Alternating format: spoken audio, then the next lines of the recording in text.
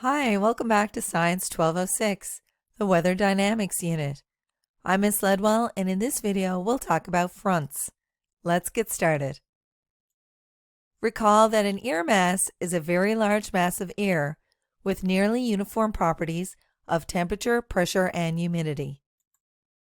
A front is a zone that develops as a result of the meeting of two air masses with different characteristics.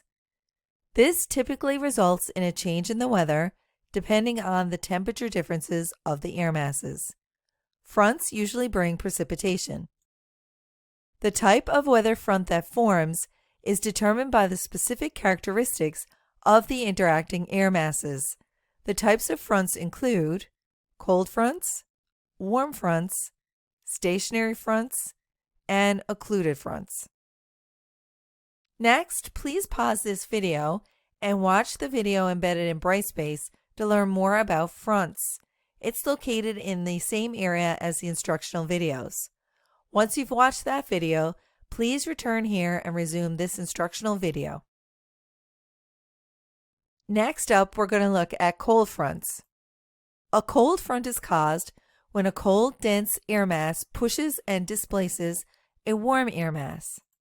The warm air mass, which is less dense, is forced up. As the warm air rises, it begins to cool and lose its moisture. This moisture forms clouds at first, but then develops into heavy rain or snow and stormy weather. As the front moves through, the conditions begin to clear. The air that follows behind the cold front is cool and dry.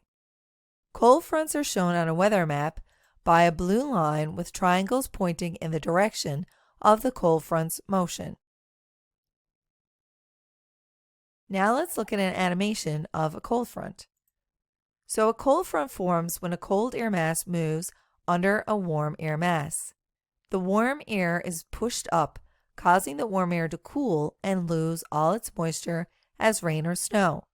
Cold, clear air follows in behind the cold air mass. The storms at the front are usually very stormy.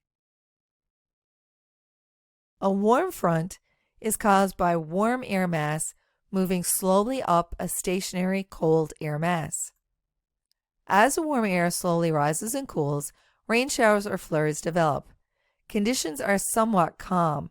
The air that follows behind the warm front is warm and humid.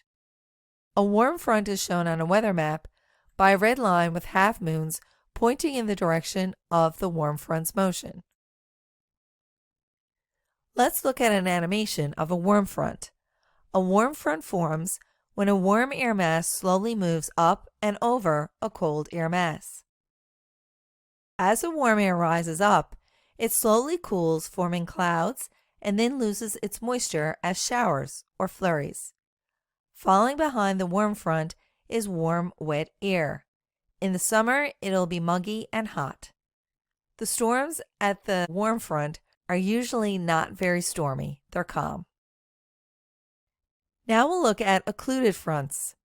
An occluded front develops when a slower moving warm air mass becomes trapped between two cold air masses. The warm air mass is forced up by the colder air masses.